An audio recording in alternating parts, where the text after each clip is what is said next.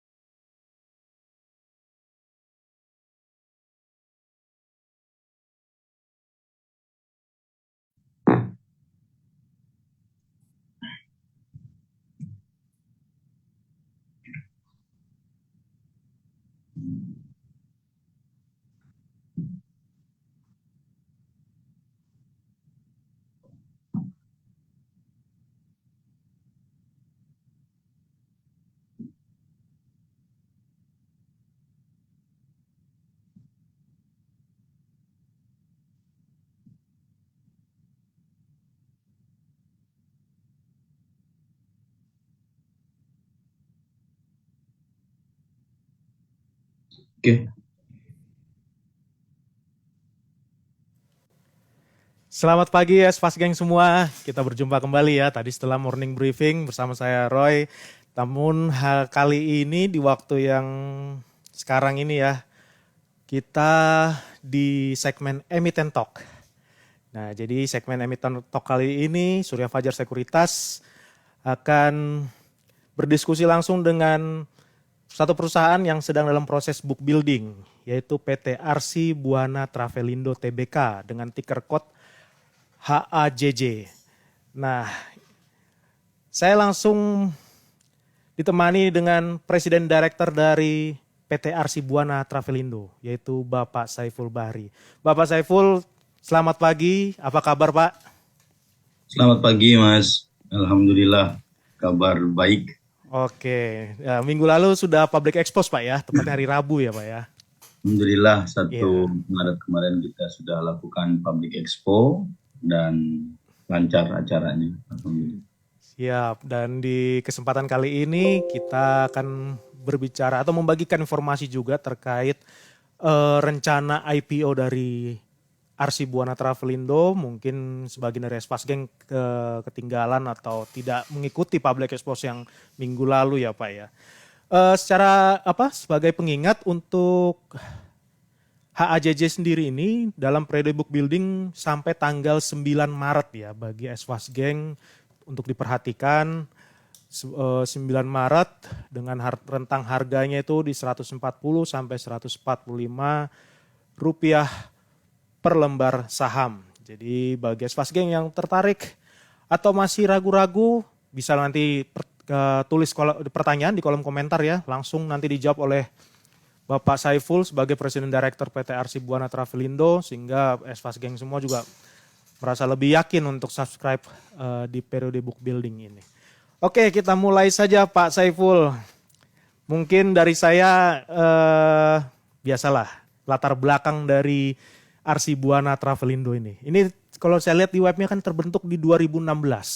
Tapi semangat apa ini Pak yang membuat atau terbentuknya Arsi Buana ini Pak? Oke, terima kasih SF Geng dan teman-teman semua. Sebetulnya memang semangat spirit dari untuk melayani para orang-orang yang pergi ke Tanah Suci.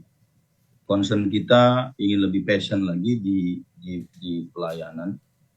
Nah, banyak hal sebetulnya yang mempengaruhi kita untuk maju ke capital market ini. Pertama adalah memang secara pendirian ini Arsi Buana Travelindo ini berdiri tahun 2016, tetapi kita in charge, ya, kita tune in di industri ini sudah sejak lama, sejak tahun 2000 ya, 2000-an. As personal sih mungkin setelah saya menyelesaikan studi di Timur Tengah tentunya. Kemudian kita melakukan aktivitas untuk melakukan pelayanan. Kita memiliki beberapa aktivitas sebagai penyelenggara perjalanan ibadah umroh, penyelenggara perjalanan ibadah haji. Nah, semakin meningkatnya jumlah jemaah tentunya, ini yang menjadikan kita untuk ingin lebih besar lagi, jangkauan kita ingin kita perluas lebih maksimal.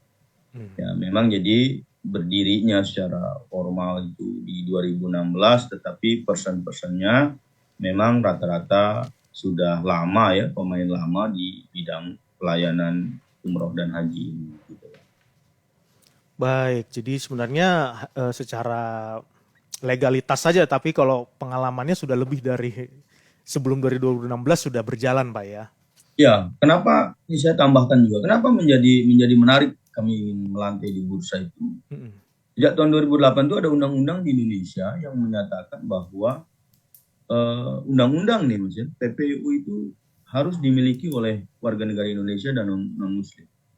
Sampai kemudian ada perubahan di Omnibus Law, undang-undang itu tidak berubah, sehingga PPU dan PIHK itu sulit untuk melakukan aktivitas, melantai di bursa. Makanya saya membuat sebuah terobosan bahwa agar ini legalitas oke, kita konsultasi dengan KH ya, latar belakangnya ini ya, mana kita itu. kita memiliki jenis lega usaha industri yang sama dengan beberapa teman-teman yang sudah melantai di bursa terlebih dahulu, tetapi we are focusing, kita lebih fokus, lebih passion untuk memberikan pelayanan kepada para PPIU. Jadi kita tidak direct kepada jemaahnya, tetapi kepada para penyelenggara perjalanannya. Seperti yang saya sampaikan kemarin di dalam public expose itu, ada pertumbuhan yang sangat signifikan, tidak hanya dari jumlah jemaah Indonesia, tetapi dari jumlah perusahaan penyelenggara perjalanan ibadah umroh itu sendiri. Ya, kemarin begitu jelas saya sampaikan di awal-awal tahun bahwa selain pemerintah mengadakan, ada beberapa swasta yang dilibatkan untuk melaksanakan menyelenggarakan ibadah ini. Ya, ada perusahaan-perusahaan seperti dulu ya, ada 3 utama yang sekarang sudah tidak ada gitu, atau teman-teman misalnya Pak Tur ya kan gitu. Nah, itu kan memang sebagai PPIU dan dia perusahaan lama. Sekarang jumlah jemaah itu sudah di atas 1 juta misalnya dalam 1 tahun, mungkin ke depannya bisa lebih maksimal lagi. Nah, pertumbuhan jemaah itu ternyata juga setelah kita lakukan analisa, itu memang dipengaruhi juga oleh bertumbuhnya semakin banyak perusahaan penyelenggara perjalanan ibadah umroh itu sendiri. Sehingga mereka mempunyai tim namanya Syiar Baitullah, mempunyai tim marketing dan lain sebagainya. Nah, kemudian untuk memaksimalkan ini maka hadirlah ABT, kita seriuskan untuk menjadi perusahaan yang khusus melayani mereka sebagai service provider. Baik. Tapi tentunya juga diikuti dengan pertumbuhan atau daya beli dari masyarakat ya. Masyarakat Indonesia yang untuk semakin terjangkau, atau mereka memang taraf ekonomi masyarakat Indonesia sekarang semakin lebih baik sehingga pertumbuhannya juga cukup baik saat ini. Kalau tadi Bapak bilang kan pertumbuhan PPIU juga berpengaruh dengan bertambahnya jemaah umroh.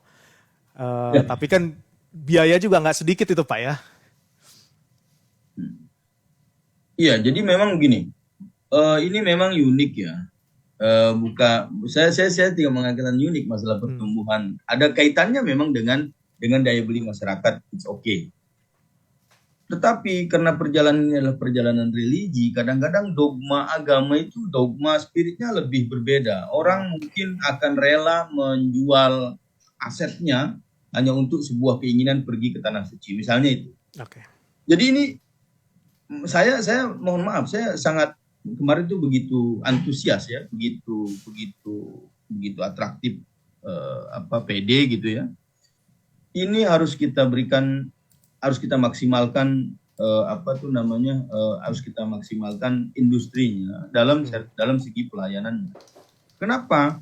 Karena memang ada memang keterkaitan dengan daya beli masyarakat. Tetapi ada sebuah cita-cita orang, terutama orang-orang Muslim gitu, kalau mereka bisa ke tanah suci, itu sudah merupakan seolah-olah gugur kewajiban. Nah, semakin kemari, maka kegiatan ibadah umroh ini mohon maaf ya, religiusitas masyarakat itu menjadi gaya hidup. Ya? Apalagi sekarang kalau kita lihat dengan dengan rencana misalnya melakukan ibadah haji. So ibadah haji, hari ini kita mendaftar, maka 15-20 tahun ke depan baru kita berangkat. Nah, makanya umroh ini menjadi alternatif pilihan masyarakat. Di samping memang harganya semakin kemarin itu semakin terjangkau. Nah, kemudahan ini juga sekarang itu di masyarakat Muslim urban, masyarakat kota yang memang sudah gampang menjangkau teknologi, itu lebih memudahkan mereka karena mereka dapat mengatur kapan saja ingin berangkat.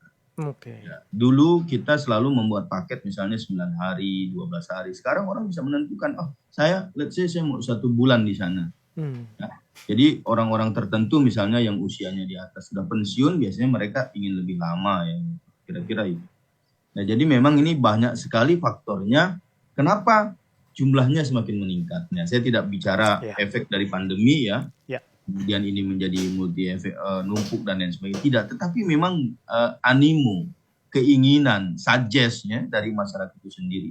Saya alhamdulillah sudah sejak lama memang concern di industri ini. Kalau kita ke beberapa daerah, let's say di daerah-daerah tertentu misalnya ya di Nusantara ini, orang Banjarmasin misalnya, orang Kalimantan Selatan, kalau mereka belum ke tanah suci itu gengsinya berbeda gitu.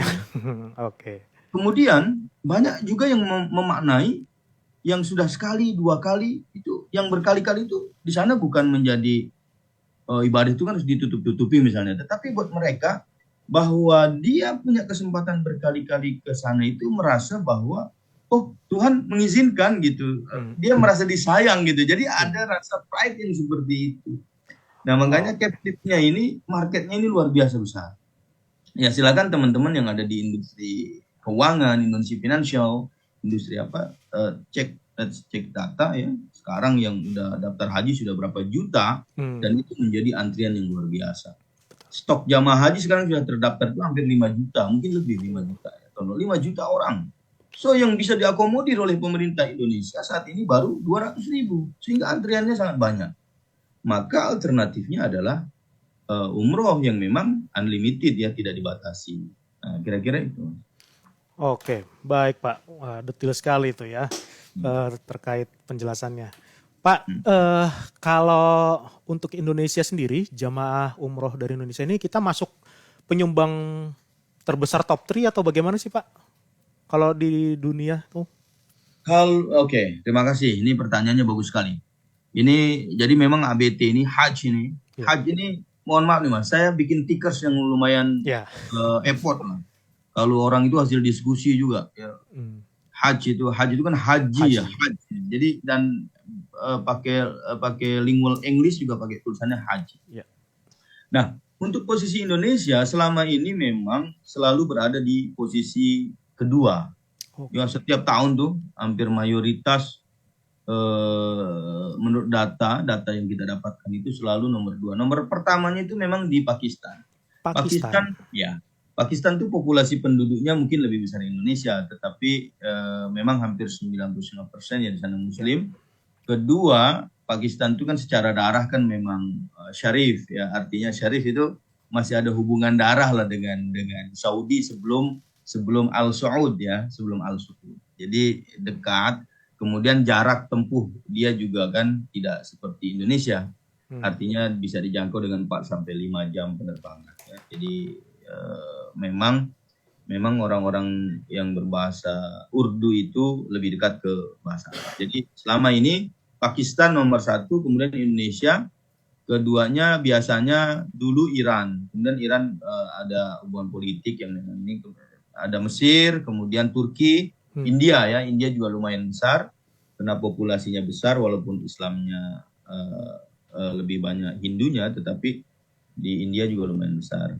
Nah, tetapi after pandemi ini, Indonesia begitu dahsyat menempati urutan yang pertama dari Pakistan. Nah, ternyata teman-teman di Pakistan, agen-agen di Pakistan itu saya dengar informasinya bukan karena juga daya beli masyarakat, tetapi memang regulasi di dalam negerinya memang masih banyak menganjurkan masyarakatnya tidak dulu keluar negeri ya, kelihatannya itu. Jadi kebijakan internal dalam negeri mereka. Tapi jumlahnya tidak signifikan kayak sekarang. Per kemarin akhir Rajab itu Indonesia di angka 1.100.000 sekian ya. Pakistan ada di bawahnya, hampir mendekati angka 1 juta juga. Mungkin perbedaannya sekitar range perbedaan antara 1 sampai 10. Fast Gang Pak ya. Oke, monggo silakan. Ya, ini ada pertanyaan pertama. Sebentar Pak. Pagi sedikit pertanyaan Pak Saiful. Siapa saja kompetitor Hajj di Indonesia? Apa ada perusahaan sejenis yang sudah terbuka? Nah, mungkin bisa dijelaskan kembali Pak terkait apa ada kompetitor Hajj yang sama persis di bisnis yang sama dan perusahaan sejenis itu sudah terbuka apa maksudnya sudah listing atau belum begitu? Oke, ini pertanyaan yang bagus sekali ya. Saya ingin katakan begini. Sebetulnya perusahaan sejenis ini memang saya bisa declare belum ada. Sekarang kenapa ABT ini saya munculkan. Jadi kompetitor kita di Indonesia ini rata-rata orang-orang asing, ya misalnya negara-negara dari Mesir ataupun Suriah yang memang mereka punya hubungan biasanya menikah dengan Indonesia, akhirnya dia membuat perusahaan yang seperti ini. Ya, kalau bisa saya ada beberapa ya, kalau saya sebutkan udah ada. Tetapi banyak juga yang punya sama perusahaan seperti kami ini, tetapi statusnya mereka PPU. Jadi selain dia menerima jemaah, juga memberikan pelayanan yang seperti kami.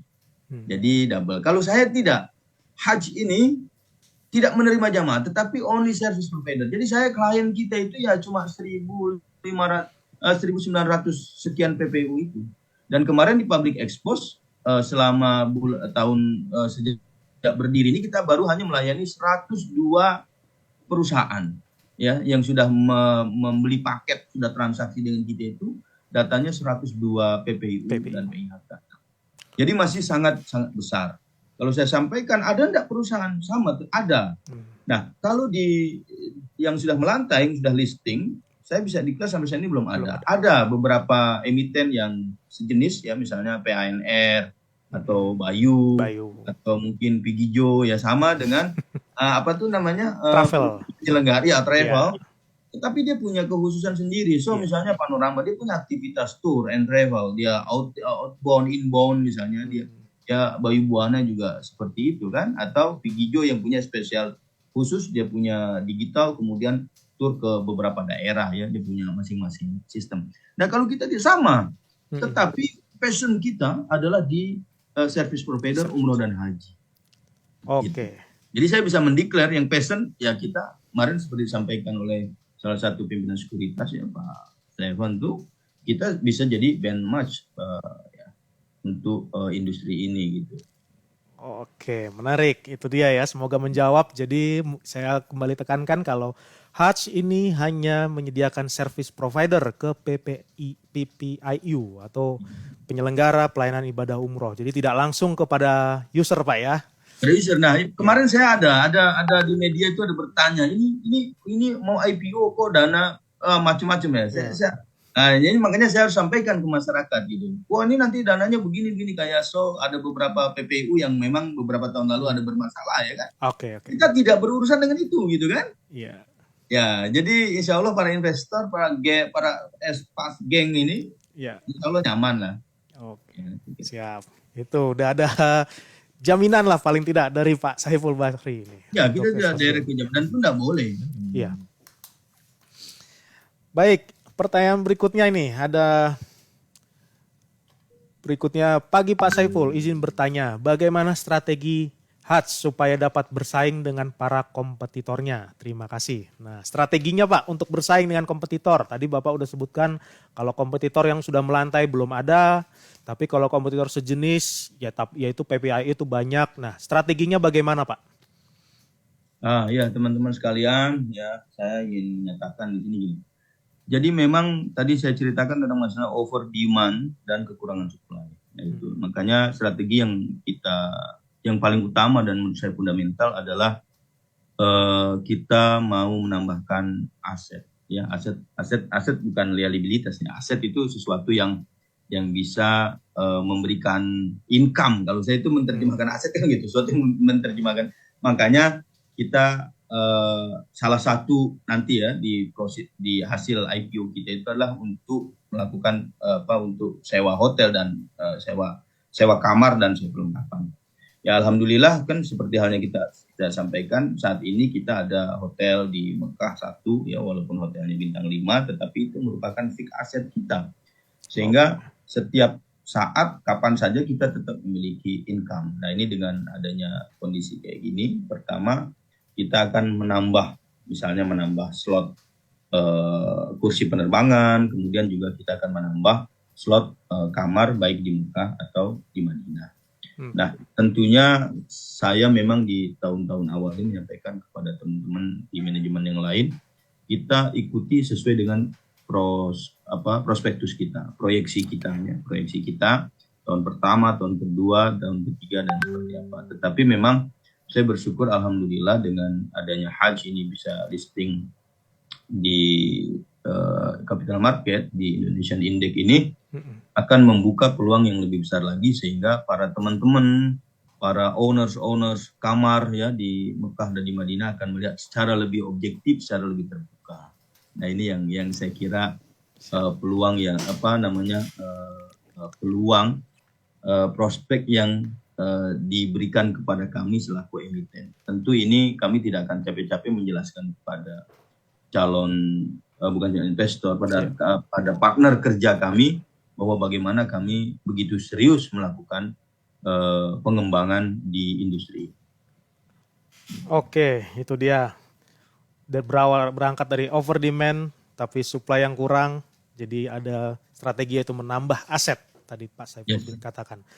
Pertanyaan lanjutan nih Pak, ini masih berhubungan dengan strategi. Dibilang bagaimana strategi perseroan dalam menghadapi tingginya permintaan umroh pada bulan Ramadan yang akan datang. Nah, pada bulan Ramadan ini sebentar lagi nih Pak ya.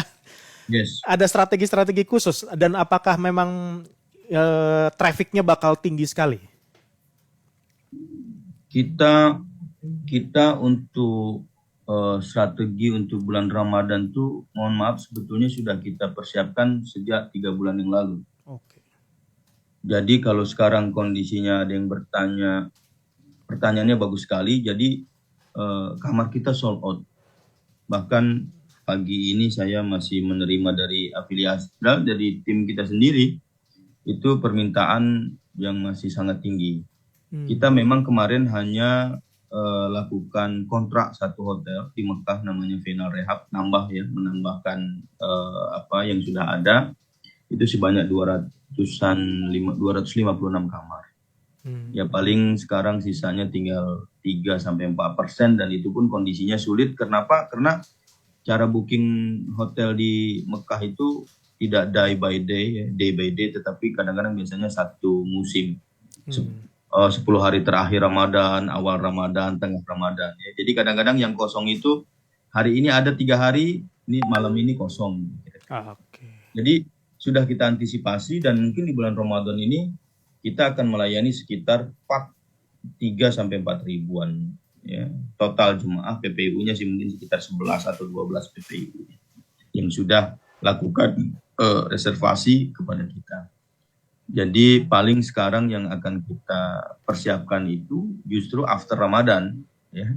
Mempersiapkan jualan Ramadan saat ini itu sudah ketinggalan. Paling sekarang bahasa teman-teman itu cari rontokan kamar gitu kan. Ada iklan nggak nih? Ada. Nah itu rata-rata yang dicari teman-teman itu. Gitu. Tapi untuk big size, misalnya booking satu grup 12 kamar itu biasanya di hotel-hotel, bukan hotel-hotel premium, artinya yang radius di bawah 1 kilo.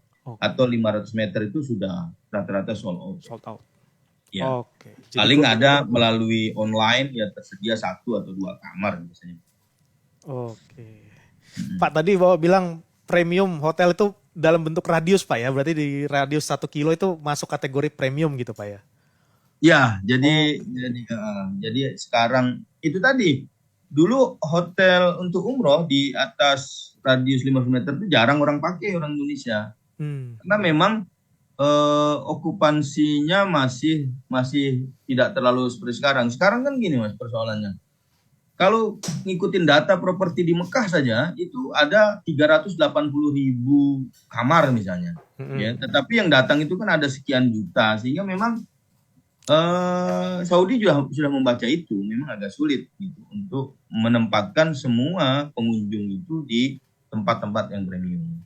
Nah kita memang ABT itu punya, Haji itu punya Pajar Badi, ya, Hotel Pajar Badi 2 yang saya masukkan dalam itu kita punya kontrak sampai 1445, artinya sampai 2024, yang musim depan masih ownership bagi kita. Memang blessing, given, karena saya punya kontrak itu sebelum kita pandemi, jadi saya punya kontrak 5 tahun sejak 2019 gitu. Nah ini makanya di dalam itu saya masukkan. Nah, makanya sekarang prosesnya saya lakukan penambahan. Insya Allah ke depan ini mungkin dalam beberapa minggu ke depan saya juga akan lakukan penambahan slot kamar di Kota Madinahnya juga. Gitu. Baik, mantap sekali nih penjelasannya. Pertanyaan berikutnya ini terkait penggunaan dana IPO. Pagi Pak Saiful, izin bertanya, apa bisa dijelaskan tentang penggunaan dana IPO HATS digunakan untuk apa? Baik, walaupun ada di prospektus ya, mungkin ini Esfas Geng mau langsung dapat informasinya dari Bapak langsung. Silahkan Pak. Oke, ya terima kasih. Jadi pertanyaannya memang terus beruntun gitu. Jadi ini harus publik juga teman-teman semua ketahui bahwa kemarin kita sampaikan dana yang dihasilkan dari IPO ini memang pemanfaatannya adalah untuk mengembangkan yang lebih besar lagi. Jadi kita akan gunakan untuk deposit untuk mengamankan seat pesawat ya, karena walaupun bagaimana komponen transportasi dalam hal ini transportasi udara ini sangat signifikan. Nah nanti manajemen akan melakukan split beberapa penerbangan ya, nanti misalnya untuk ada postur ya melalui beberapa penerbangan yang asalnya dari Timur Tengah seperti Etihad atau Oman atau memang beberapa direct flight. Nah nanti kita akan bergerak sesuai dengan rencana yang kita rencanakan. Nah itu kemarin secara global mungkin dihasilkan dari dana seperti itu sekitar 14.000 ya, 14.000 sampai 15.000 seat ya. Itu sebenarnya tidak terlalu banyak ya. Dari sekarang kalau kita punya jemaah tahun ini saja Indonesia sampai 1.500.000 let's say, kalau saya targetkan cuma 15.000 seat itu dengan hasilnya kan cuma sedikit sekali, dan itu bukan untuk isu ya, tetapi untuk ngeblok seat, jadi mengamankan, kalau bahasa orang keuangan mungkin persediaan ya, untuk tahun persediaan. Kemudian itu inline dengan kamar yang kita butuhkan dengan 15, maka kamarnya sekian. Nah, itu semuanya kita tuangkan di dalam prospektus. Tetapi karena memang judulnya adalah untuk persediaan sewa itu, makanya nanti juga akan kita lakukan variatif. Misalnya 50 kamar di hotel A ya, yang kita jual untuk customer PPU yang biasa melayani bintang 5, atau sekian persen di bintang 3 dan lain sebagainya ya. Jadi penggunaan pros itu memang kita akan maksimalkan untuk penyediaan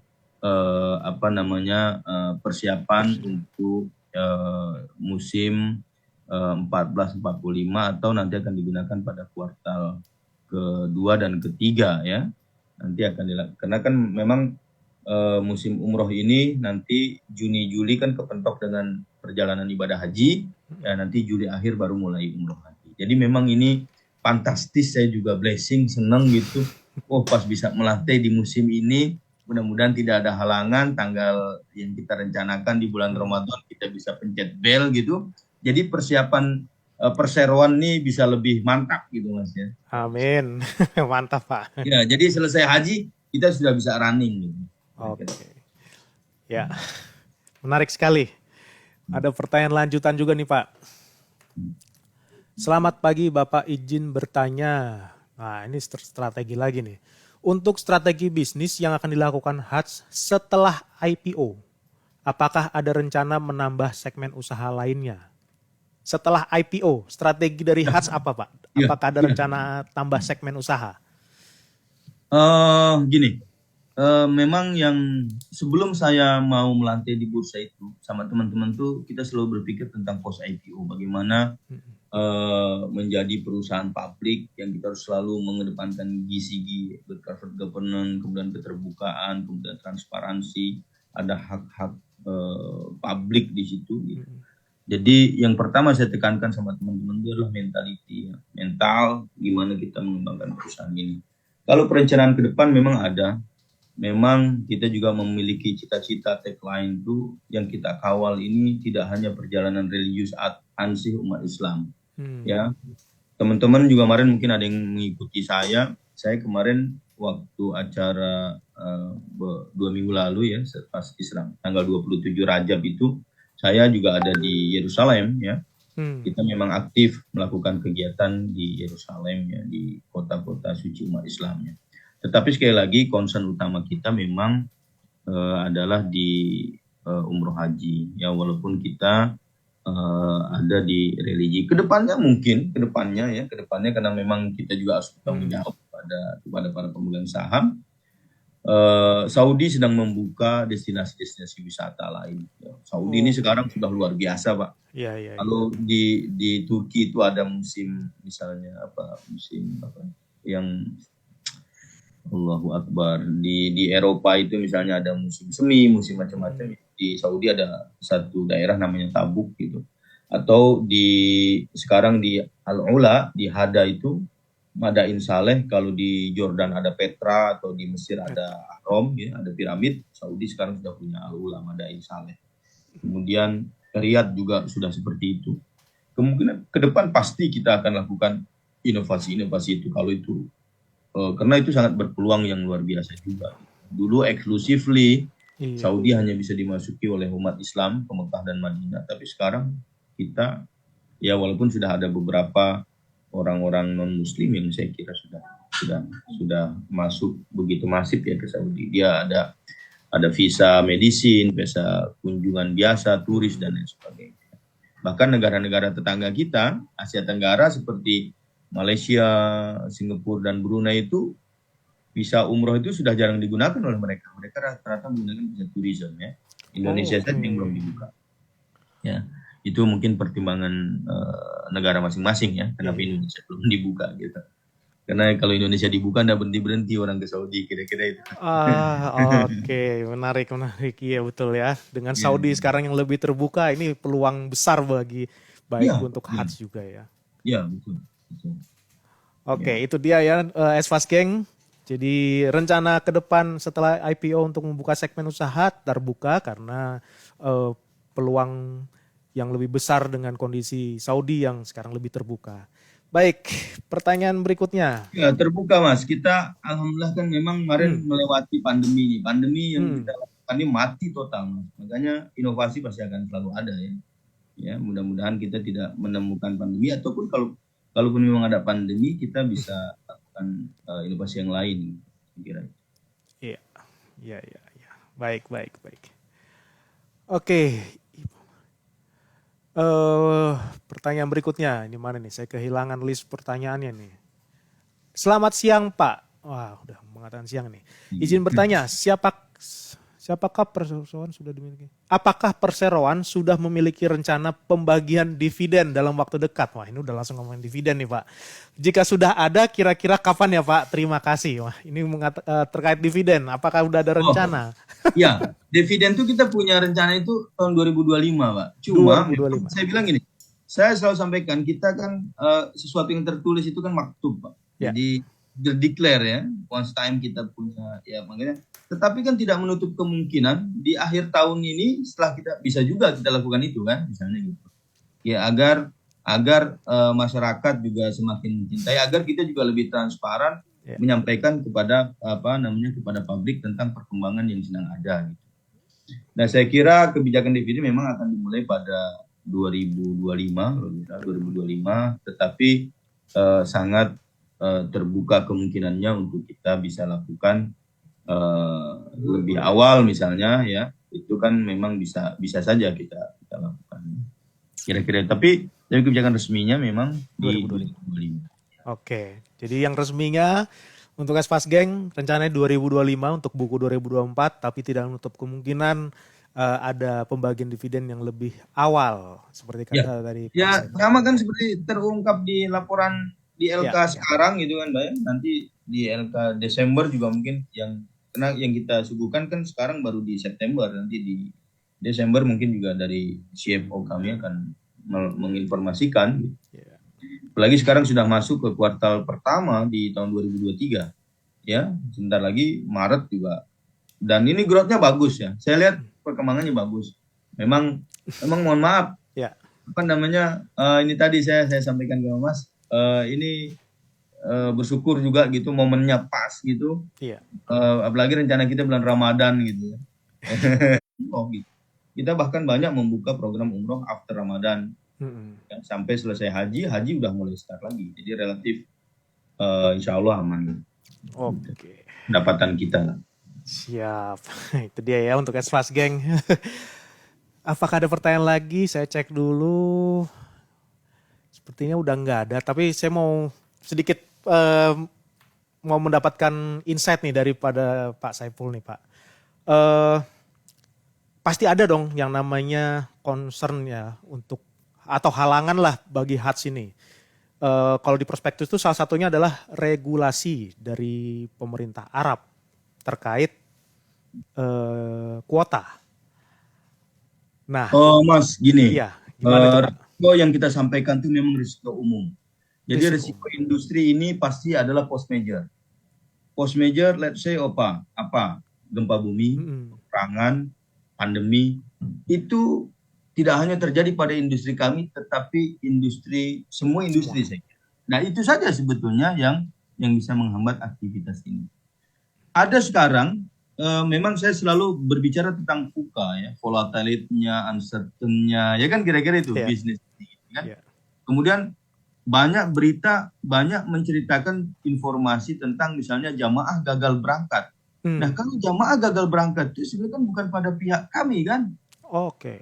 Yes, misalnya visa, ya, artinya itu memang kadang-kadang itu pelaku yang memang tidak dibelanjakan sesuai ininya gitu. Nanti kan akan ketemu dia ngambil di siapa dan sebagainya.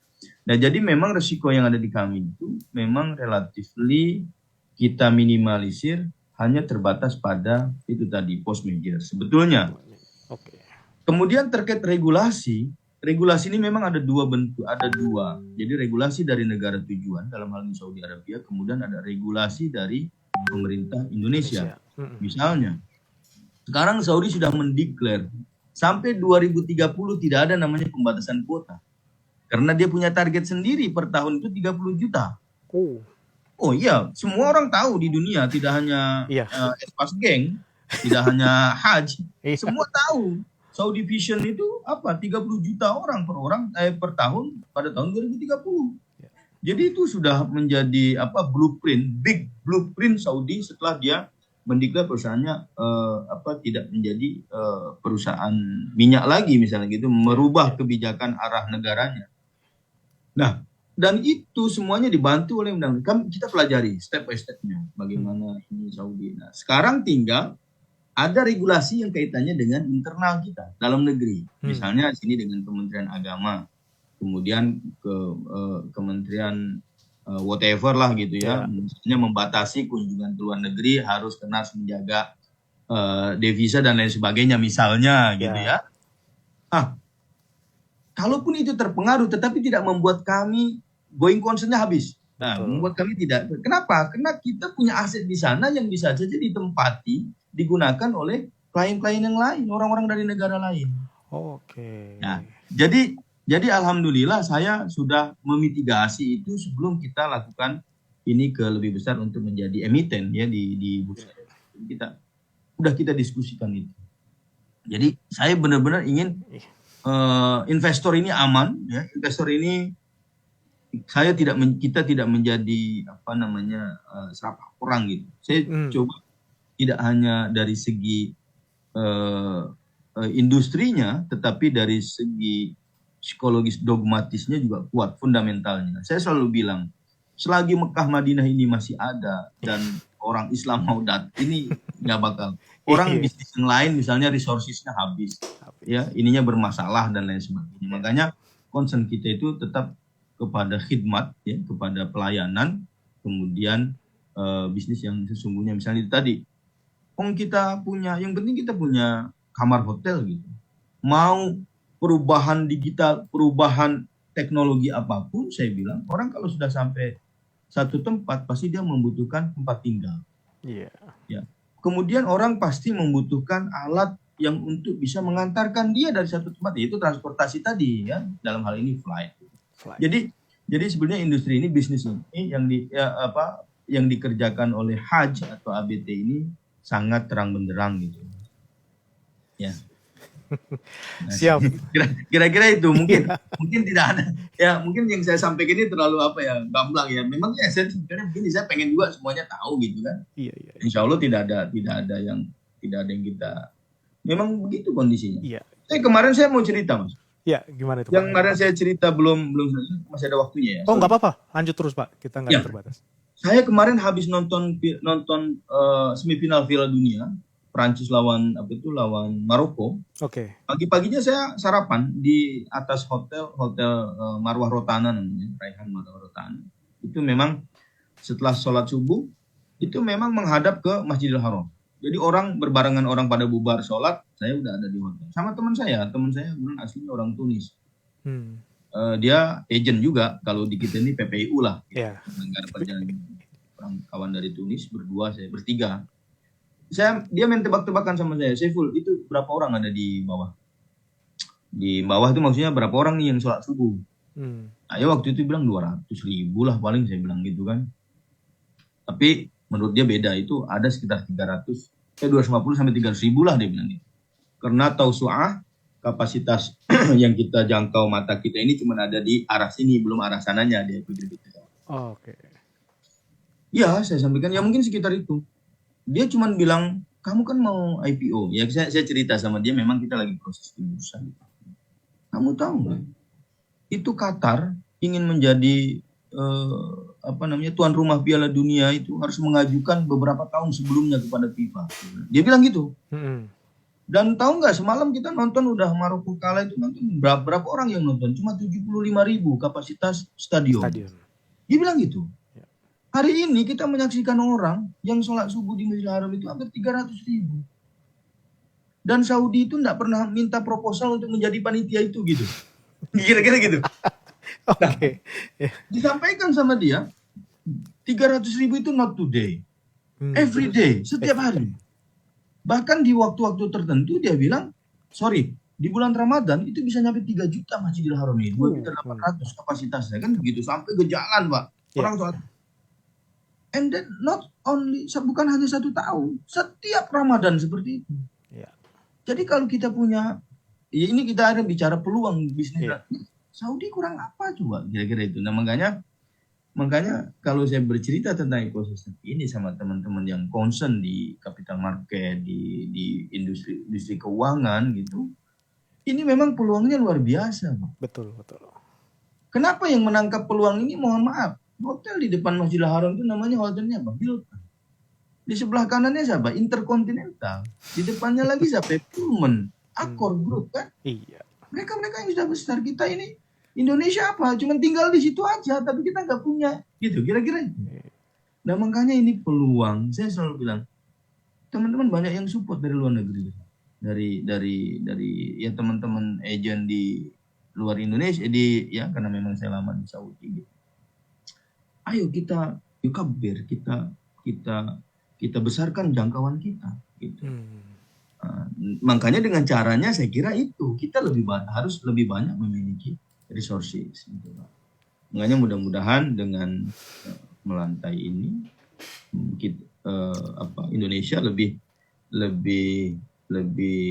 terdorong ya untuk memaksimalkan kondisi perusahaan-perusahaan dalam negeri. Nah, nanti juga akan berkembang lah, nanti akan tahu lah BPKH. Kan ada nih beberapa stakeholder yang sebetulnya punya keterkaitan dengan kami. Kementerian Agama. Kita punya jamaah haji tiap tahun 200.000 jemaah. Ngambil hotelnya di mana? Ya kan? Ya pasti di orang sana kan, kira-kira begitu kan. Loh, sekarang kalau kita punya sendiri, kita sudah lakukan sewa di awal. Misalnya, kenapa masa lo nggak ngambil di gua selagi harganya kompetitif? Layan. Kira-kira itu. Jadi kepada, saya tidak hanya pengen ke Espas Ganger ini sebenarnya, ke seluruh masyarakat Indonesia, this is peluang. Ya. Inilah tempat yang nyaman dan nyaman ya, tempat yang paling nyaman dan paling pas untuk tanda kutip pahala kan kira-kira. Betul. Amin. Sorry. Amin. Iya, baik. Karena tidak ada lagi pertanyaan yang masuk, kita akhiri Pak ya. Jumpa emiten talk kita. Terima kasih banyak Pak. Jadi untuk Espas Geng tadi udah dijelaskan secara detail bagaimana bisnis ini punya peluang cerah ke depannya. Bukan hanya dari sektor di industrinya ini Hutch ini bermain sendiri, belum ada kompetitor yang sudah listing, tapi juga peluang di mana dari sisi global, Saudi juga sudah berubah, sudah lebih terbuka. Dari kita sendiri jemaah Indonesia juga banyak sekali. Kita tahu 90 lebih persen atau mayoritas adalah umat muslim. Jadi ini juga menjadi pasar yang besar dan peluang yang besar untuk kita berkembang. Tapi lebih daripada itu adalah Hajj ingin memberikan pelayanan yang maksimal untuk pelayanan umroh. Oke, untuk Espas Geng, kembali saya ingatkan, Hajj PT Arsi Buana Travelindo Tbk saat ini masih dalam proses book building di rentang harga 140 sampai 145 rupiah per lembar saham. Jadi cukup murah. Silahkan langsung di subscribe di proses book building ini, lebih cepat lebih baik. Pasti keyakinannya sudah lebih meninggi ya, atau lebih menguat setelah tadi dipaparkan penjelasannya oleh Pak Saiful Bahri. Dan menurut rencana, nah ini menurut rencana prospektus, bila mengikuti jadwal lancar semua, PT Arsi Buana Travelindo Tbk atau dengan ticker code HAJJ HAJJ ini akan listing di 4 April 2023. Jadi kalaupun meleset ya tidak jauh-jauh dari awal April. Jadi itu dia untuk jadwal daripada HAJJ Arsi Buana Travelindo dalam proses IPO-nya. Pak Saiful Bahri, terima kasih sekali lagi untuk waktunya dan pemaparannya luar biasa. Terima kasih memberikan insight yang luar biasa bagi kami juga Espas Geng. Mungkin kita jumpa kembali nanti di lain waktu, mungkin pas lagi potong pita Pak ya. Iya. Saya boleh diundang nih Pak ya. Iya dong. Oke, itu dia. Espas Geng, terima kasih. Kita jumpa kembali besok ya, ada morning briefing dengan Surya Fajar Sekuritas di jam 8.15 dan kita jumpa kembali di emiten talk yang lainnya dengan emiten yang lainnya. Sampai jumpa, terima kasih Pak Saiful Bahri, terima kasih, sampai jumpa. Jumpa. Pamit.